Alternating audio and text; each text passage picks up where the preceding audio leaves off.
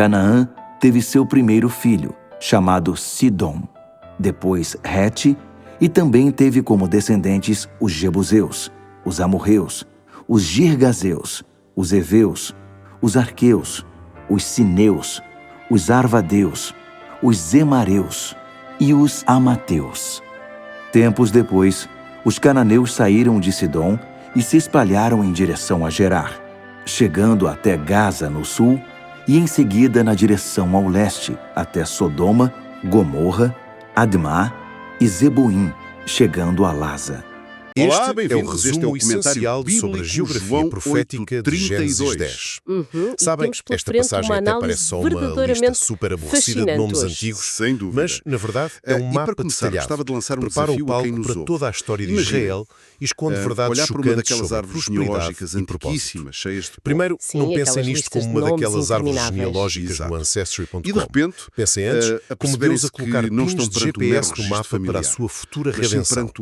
Aqui a lista traça fronteiras exatas de 11 grupos descendentes de Canaã, incluindo os Jebuseus, lá em Jerusalém. E temos Sidom, o primogênito, cujo nome significa pescaria, a fundar um império comercial marítimo que durou, literalmente, até o tempo de Cristo.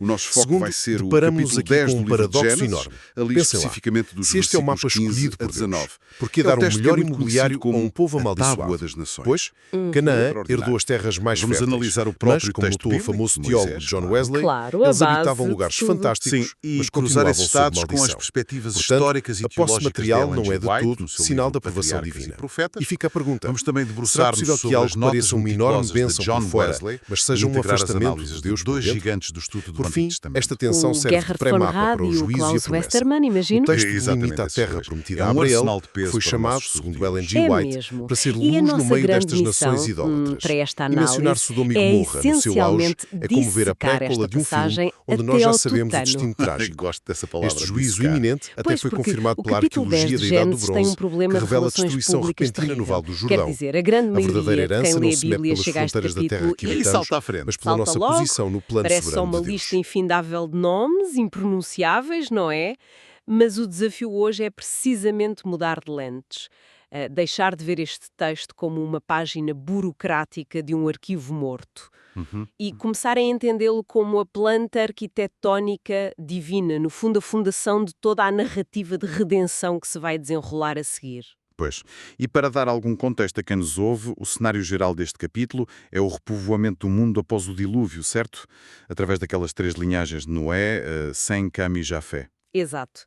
Mas para percebermos como a narrativa funciona, temos de invocar o olhar do Klaus Westermann. E o que é que o Westermann viu de tão revelador numa simples lista de nomes? Porque, se formos ler isto em voz alta, a sensação que dá é quase a de estar a ler um documento legal, tipo... Sim, maçador. Aquilo diz, Canaã gerou a Sidom e aos Jebuseus, aos Amorreus, aos Girgazeus. Sinceramente, ao fim do 3º nome, a mente da pessoa já está noutro sítio. É natural que isso aconteça. Mas o Westermann explica o como e o porquê desta estrutura. Ele analisou a fórmula estrutural do livro de Gênesis, que no hebraico se baseia muito na palavra Toledot. Toledot. Sim, que significa mais ou menos estas são as gerações de ou a história de. O argumento do Westermann é que estas genealogias não são material de enchimento. Elas são o próprio esqueleto do livro. Ok. O esqueleto. Elas funcionam como pontes e como funis. Repara, cada vez que o narrador insere uma genealogia, ele está, na verdade, a acelerar o tempo histórico e a reduzir o foco. Passa da humanidade global para uma nação, depois para uma tribo. E, finalmente, para uma família específica. Exatamente. As genealogias são um motor que empurra a história de Deus para a frente. Isso faz imenso sentido. É como usar o zoom numa câmara fotográfica. Começamos com um plano super aberto da humanidade inteira, a seguir ao dilúvio, e vamos fechando o enquadramento. É uma excelente imagem. Mas o que me intriga aqui, e acho que é onde isto se torna mesmo fascinante, é que quando esse zoom chega à linhagem de Canaã, o neto de Noé, a forma de contar a história sofre uma mutação drástica. Pois sofre. Muda completamente de tom. Passamos de uma árvore de família básica para pura cartografia. O texto, de repente, enumera os descendentes e diz e depois as famílias dos cananeus espalharam-se. E a fronteira dos cananeus ia de Sidom em direção a Gerar, até Gaza, e daí em direção a Sodoma, Gomorra, Admá e Seboim, até Lasa. O texto basicamente levanta os olhos dos nomes das pessoas e começa a olhar para o próprio terreno. É isso. E a analogia que me surge à cabeça é muito moderna. Ler Gênesis 1:10, do 15 ao 19, é quase idêntico a abrirmos uma daquelas aplicações de GPS no telemóvel. Como assim? O narrador está literalmente a colocar pinos virtuais no ecrã. Ele coloca o primeiro pino lá bem no norte, em Sidom, depois arrasta a linha do GPS para sul até Gaza. Traçando a costa. Exato. E de seguida traça uma fronteira de oeste para este, mesmo em direção ao Vale do Jordão. Ele está a desenhar polígonos territoriais no texto. E a grande questão que me assalta é por que motivo é que uma lista de descendentes precisa de se transformar num mapa geográfico com este nível de detalhe? Olha, essa analogia do GPS é perfeita para explicar o mecanismo da coisa, mas vamos puxá-lo um bocado mais além para entender o propósito real. Pensa bem, por que motivo guardamos localizações numa aplicação de mapas no telemóvel? Normalmente porque queremos ir lá ter, não é? Exatamente. Nós não deixamos um pin no mapa só porque achamos a rua bonita ou por curiosidade académica. Marcamos um destino porque há a intenção de viajar para lá. E o que é único neste capítulo 10 é que nenhuma outra linhagem recebe esta delimitação territorial. Nem a de Sem, nem a de Jafé. Nenhuma. O narrador foca-se única e exclusivamente em mapear Canaã. Porquê? Porque ele está a programar o destino de Israel na própria narrativa. Ele está a desenhar as fronteiras da Terra Prometida, séculos antes dela ser sequer prometida a Abraão. Uau! Portanto, ao ler isto, as pessoas na Antiguidade estavam, no fundo, a olhar para uma lista dos seus futuros inimigos. Sem dúvida. Se formos observar os povos descritos, percebemos rapidamente que o autor está a apresentar o elenco dos grandes antagonistas de Israel. Quem são eles especificamente? Temos os Jebuseus, por exemplo. Eles habitavam a fortaleza de Jebus, que era uma cidade tão inexpugnável que só viria a ser conquistada séculos mais tarde. Pelo rei Davi, certo? Exato, tornando-se em Jerusalém. Depois temos os hititas, descendentes de Et. E atenção, os hititas não eram uma tribuzinha qualquer da montanha. Historicamente, eles formaram um império brutal na Ásia Menor. Pois eles eram uma superpotência. Completamente. Tinham uma tecnologia militar muito avançada, como o uso de carros de guerra movidos a cavalos. Eles dominaram grande parte do que hoje chamamos de Médio Oriente. Incrível. E temos Sidom, a principal cidade-estado da Fenícia, que se tornaria numa potência marítima incontestável e tão resistente que ainda operava perfeitamente durante os dias de Jesus Cristo, mais de 2 milénios depois. É impressionante. Mas, espera aí, temos de fazer uma pausa aqui porque há algo na narrativa que não me bate certo de todo. O quê? Se olharmos para o mapa que acabaste de descrever, estamos a falar da região que conhecemos como o Crescente Fértil. Não é? Sim, aquela faixa de terra em forma de meia-lua. Exatamente.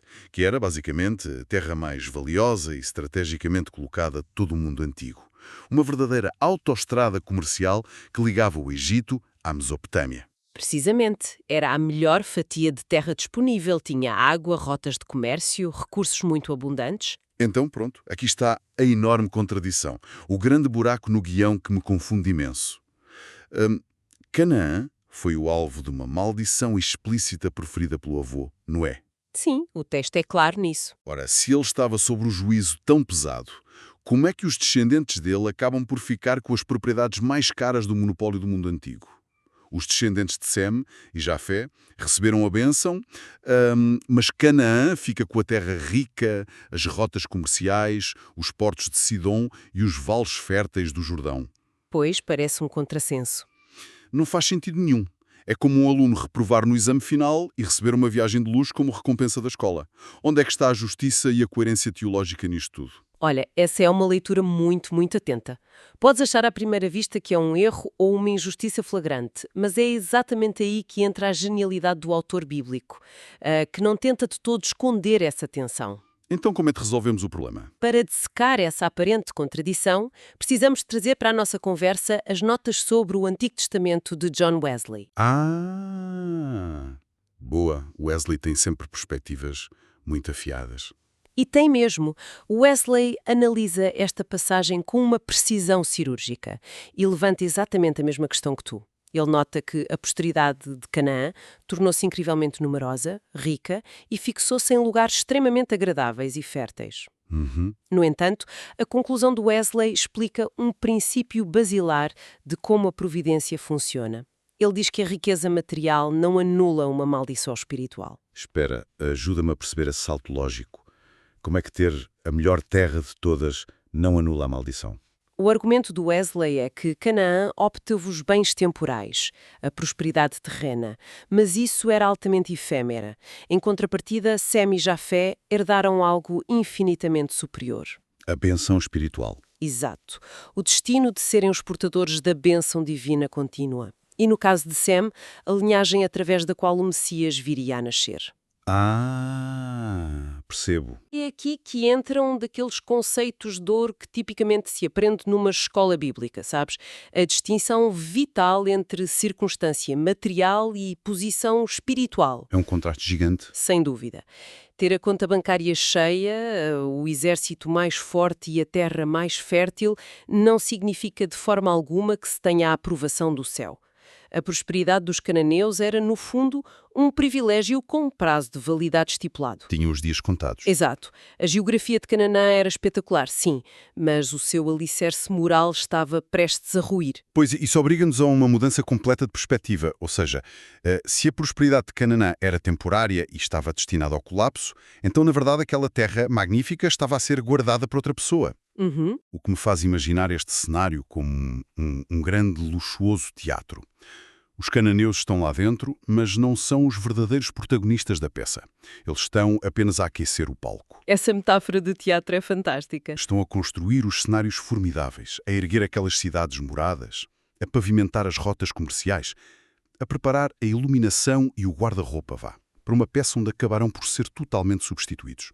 Estão, sem o saber, a preparar a casa para outro. E usaste a analogia perfeita para introduzirmos a perspectiva de Gerhard von Rad aqui, porque o von Rad dedicou muito do seu trabalho exatamente à teologia da promessa da Terra. E o que é que ele conclui sobre isto? Para ele, no livro de Gênesis, a Terra não é apenas um pedaço de chão, não é um detalhe geográfico inerte. A Terra é uma entidade teológica. É uma promessa viva. E a ligação aqui é super direta. As fronteiras meticulosamente descritas neste capítulo 10, de Sidom até Gaza, de oeste a leste. Aqueles pinos do GPS de que falámos há pouco. Exatamente. Esses pinos são exatamente, mas ao milímetro, as mesmas fronteiras que serão prometidas a Abraão apenas 2 capítulos depois, em Gênesis 12.7. Ah, sério? O mesmo território? O mesmíssimo. Quando Deus diz a Abraão, à tua descendência darei esta terra, a terra já tinha sido desenhada neste capítulo 10. A escritura de propriedade, digamos assim, já estava redigida muito antes. Mas repara, e isto é um ponto crucial, o Abraão não ia herdar um palco vazio, pois não? Ele não ia entrar num paraíso desabitado e pacífico. Longe disso, muito longe disso. E é aqui que os escritos de Ellen G. White, na obra Patriarcas e Profetas, trazem uma profundidade tremenda à nossa análise de hoje. O que é que ela diz sobre o estado desse palco? Ela explica ao detalhe como é que estava esse território quando Abraão finalmente lá chegou. A terra estava absolutamente saturada de povos profundamente idólatras. As práticas dos cananeus incluíam rituais terríveis que corrompiam totalmente o propósito original da criação de Deus. Pois, era um ambiente moralmente pesado. Completamente. E Abraão foi chamado para abandonar o conforto relativo do seu passado e entrar de cabeça num território dominado por potências pagãs extremamente hostis. Mas então por que inseri-lo nesse epicentro caótico? Não seria mais fácil mandá-lo para uma zona mais tranquila? Segundo a perspectiva da White, o objetivo de Deus era que Abraão, e posteriormente toda a nação de Israel, brilhassem como um farol solitário no meio da escuridão profunda do mundo antigo. Faz sentido. A luz destaca-se mais na escuridão. O plano soberano exigia que a luz fosse colocada exatamente onde as trevas eram mais espessas. E esse local estratégico, por excelência, era Canaã. Claro. Percebo perfeitamente. Portanto, o facto de a terra ser aquele crescente fértil, que era o centro das rotas comerciais do mundo todo, significava que tudo o que Israel fizesse ali teria um impacto global imediato. Exatamente. Era um palco iluminado para todas as nações verem. Mas, ao falar sobre essa escuridão e sobre o peso moral escudo destas nações, isto conduz-nos a uma outra camada do texto bíblico. E admito que, quando olhamos de perto para as palavras exatas usadas na passagem, há ali um momento que chega a arrepiar. Eu acho que sei do que estás a falar. Porque se o Abraão caminha em direção a uma terra que está definida pela corrupção moral, o narrador não nos pede apenas para acreditarmos nisso de forma cega. Ele aponta para coordenadas geográficas bastante concretas como prova dessa escuridão. E essas coordenadas são explícitas no versículo 19. Sodoma, Gomora, Admá e Zeboim. Sim, a menção dessas cidades muda completamente a atmosfera de quem está a ler o texto. É que a forma como o texto as introduz é tão subtil, Tão casual. tão casual. Como se fossem apenas marcos normais numa berma de estrada. O narrador diz, e espalharam-se na direção ao leste, até Sodoma. Ponto. Como se fosse só mais uma localidade. Exato. Mas qualquer pessoa que leia o livro de Gênesis sabe o que está reservado para essas cidades lá mais à frente, no capítulo 19. É quase impossível ler o nome Sodoma e não sentir logo o cheiro a cinza. Sem dúvida. E eu pergunto-me como é que isto funciona do ponto de vista literário. Porque isto não é apenas geografia, pois não? Parece-me ser um recurso deliberado, tipo um boletim meteorológico silencioso a avisar quem lê que vem aí uma tempestade catastrófica. E é precisamente isso. É um recurso narrativo que confere à história uma ironia dramática poderosíssima. Repara, a geografia anuncia o destino inevitável daqueles povos sem dizer uma única palavra extra sobre o assunto. Na altura em que esta Tábua das Nações supostamente relata os eventos iniciais, Sódoma e Gomorra não eram símbolos de destruição de todo. Elas eram a joia da coroa do Vale do Jordão. Eram cidades muito prósperas, não é? Riquíssimas, cidades inovadoras em pleno florescimento comercial. Eram autênticos oásis da antiguidade. Mas, ao cravar esses nomes no mapa logo no capítulo 10, o autor está a dizer nas entrelinhas que a corrupção humana tem sempre um ponto de encontro marcado com a justiça divina. É um aviso prévio. Sim. E para além da teologia, há um detalhe que não podemos ignorar. A ciência traz-nos dados absolutamente arrebatadores sobre como esta tempestade ocorreu. Lá está. As conexões entre o texto antigo e o que encontramos escavado debaixo da terra são sempre, de longe, os meus momentos favoritos nestes estudos. O que é que essas escavações arqueológicas nos revelam sobre isto? Olha, se olharmos para o registro arqueológico focado no período do Bronze Médio, e para clarificar quem nos ouve, o Bronze Médio é aproximadamente aquela era que se estende de 2000 a 1500 a.C. Que é precisamente o período em que o Abraão viveu, certo? Exatamente, encaixa na perfeição. Bem, as evidências são impressionantes. Na região que circunda o Mar Morto, que é a provável localização dessas cidades da planície, os arqueólogos encontraram camadas maciças de cinza. Mas cinza de um incêndio normal? Não de todo. Não é cinza de um fogo normal. Há indicações claríssimas de uma destruição violenta, anómala e extremamente repentina. Encontraram-se fragmentos de cerâmica completamente fundidos. Fundidos? Sim, o que sugere que o local foi submetido a temperaturas que ultrapassaram largamente os 2000 graus Celsius. E, para além disso, há evidências de atividade sísmica extrema na zona. Uau!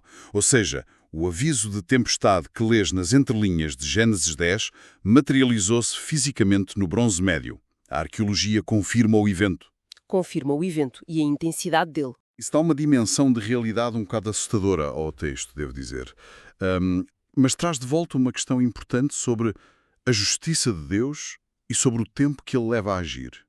Porque desde este capítulo 10, onde estas cidades são estabelecidas pela primeira vez, até à destruição efetiva no capítulo 19, passam gerações inteiras. Deus espera séculos. E essa é a grande engrenagem teológica escondida no mecanismo deste texto. O fator do tempo de Deus. Por que é que ele espera tanto tempo? Porque, na visão bíblica, a história das nações não é uma mera sucessão de eventos aleatórios a acontecerem uns a seguir aos outros.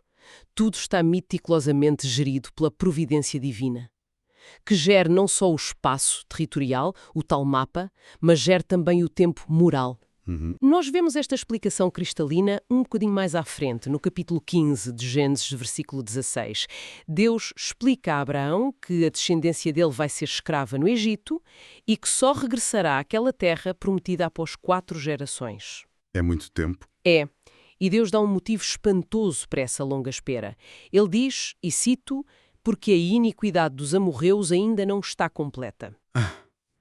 Isso é de uma profundidade incrível. Significa que os cananeus e os amorreus não foram expulsos da terra arbitrariamente ou por um capricho divino repentino. De maneira nenhuma. Eles tiveram um longo período de graça. Pois tiveram. O limite imposto por Deus não era apenas o limite geográfico das cidades. Era, acima de tudo, um limite ético e moral. Estabelecido de tolerância, a expulsão e o juízo só ocorreram quando a corrupção destas nações atingiu um verdadeiro ponto de não retorno. O ponto onde a sua maldade estava, como diz o texto, completa. Faz todo sentido. Deus suportou a iniquidade deles durante séculos, antes de permitir que os israelitas entrassem para tomar posse do tal palco. No fundo, a demora na entrega da terra prometida a Abraão não foi um atraso burocrático lá no céu. Claro que não. Foi a prova da infinita paciência divina. Ele estava a dar tempo para que os atuais habitantes tivessem a oportunidade de mudar de rumo. E só interveio quando a justiça já o exigia categoricamente. Olha, tudo isto mostra de forma brilhante que Gênesis 10 é muitíssimo mais do que uma daquelas árvores genealógicas poeirentas. É basicamente o grande ecrã onde o painel de controle de toda a história humana está a ser exibido publicamente. Nós vemos ali a interação entre o sucesso material enorme dos descendentes de Canaã e, em simultâneo, a sua pobreza espiritual. Vemos o planeamento geográfico da Terra Prometida a ser feito com séculos de antecedência e, acima de tudo, vemos a paciência extraordinária e a justiça precisa de Deus ali nas margens da história de Sodoma e dos amorreus. E acho que, para amarrarmos todas estas ideias num pacote prático e útil, a grande síntese deste nosso estudo recai sobre a forma como nós próprios medimos o sucesso e a bênção hoje em dia. Sim, como é que aplicamos isto? A lição profunda de Gênesis 10 ensina-nos que qualquer pessoa pode viver nos territórios mais férteis, pode dominar os mercados todos, possuir a tecnologia mais avançada da sua época, pode ter portos formidáveis como os de Sidom ou terras exuberantes como o Vale do Jordão era antes do juízo. E ainda assim estar sob uma escuridão total do ponto de vista existencial e espiritual. A verdade é que os recursos visíveis que possuímos não são nunca um barómetro fiável da nossa proximidade com o propósito de Deus. Os cananeus tinham literalmente o mundo aos seus pés, mas perderam o essencial. Pois, o sucesso aparente não é de todo garantia de sucesso eterno. E ao tentar trazer esta epifania de um mapa milenar para a nossa realidade atual, acho que fica uma questão que ecoa deste grande paradoxo de Canaã e que deixo a quem nos ouve. No meio da rotina e do ruído do nosso dia-a-dia, será que existe algo nas nossas vidas, seja um emprego, uma conquista, uma posição social, que parece uma enorme benção e um grande sinal de sucesso por fora, mas que na sua essência nos está a afastar lenta e subtilmente da direção e do propósito maior de Deus? Fica a reflexão.